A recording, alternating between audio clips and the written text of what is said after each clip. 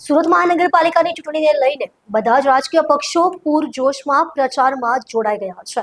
શહેરના ખૂણે ખૂણેથી ઉમેદવારો અને કાર્યકરો મતદારોને રીઝવવા માટે ઘર ઘર સુધી પહોંચી રહ્યા છે. ચૂંટણીનું બ્યુગલ ફૂંકાતા જ જ્યાં એક તરફ ઉત્સાહ અને ઉત્તેજનાનો માહોલ છે, ત્યાં બીજી તરફ કેટલીક જગ્યાએ સત્તારૂઢ ભાજપ સામે નારાજગીના સૂર પણ ઉઠવા લાગ્યા છે.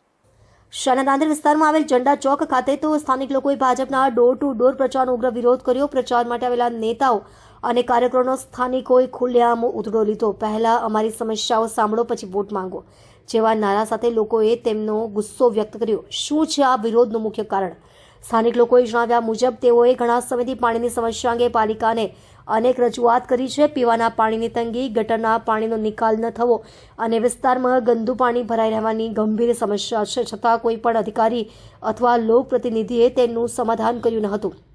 આ નારાજગીનો પારો જ્યારે ચડી ગયો ત્યારે ગુસ્સે ભરાયેલા લોકોએ ડોલમાં ગંદુ પાણી ભરીને લાવ્યા અને પ્રચાર માટે આવેલા ભાજપના કાર્યકરો સામે તેને રેડીને પોતાનો વિરોધ નોંધાવ્યો. આ ઘટનાએ સમગ્ર વિસ્તારમાં સંવેદનશીલતા ફેલાવી દીધી. લોકોએ ચેતવણી આપતા કહ્યું કે જે લોકોની સમસ્યાનો ઉકેલ ન આવે તેમને કોઈ વોટ નહીં આપે. સ્થાનિક રાજકીય વિશ્લેષકોના મતે આવી ઘટનાઓ દર્શાવે છે કે સત્તારૂઢ પક્ષે ચૂંટણી પહેલા સામાન્ય નાગરિકોની મૂળભૂત સમસ્યાઓ પ્રત્યે ગંભીરતા દાખવી ન હતી. હવે ચૂંટણીનો ડંકો વાગતા પ્રચારમાં આવેલા નેતાઓને લોકોના આક્રોશનો સામનો કરવો પડી રહ્યો છે. આ અંગે ભાજપ સ્થાનિક નેતાઓએ કહ્યું કે તેઓ લોકોની સમસ્યાઓથી વાકેફ છે અને જલ્દી જ તેનું નિરાકરણ લાવવામાં આવશે, પરંતુ ઝંડા ચોકના નાગરિકો આ વખતે વોટના બદલે સગવડની માંગને વધુ પ્રાધાન્ય આપી રહ્યા છે.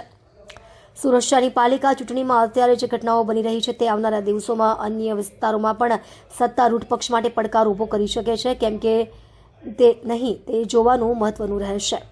આ ચૂંટણી શહેરની જનતા માટે મતદાનથી વધુ માંગણીનું માધ્યમ બની ગઈ છે.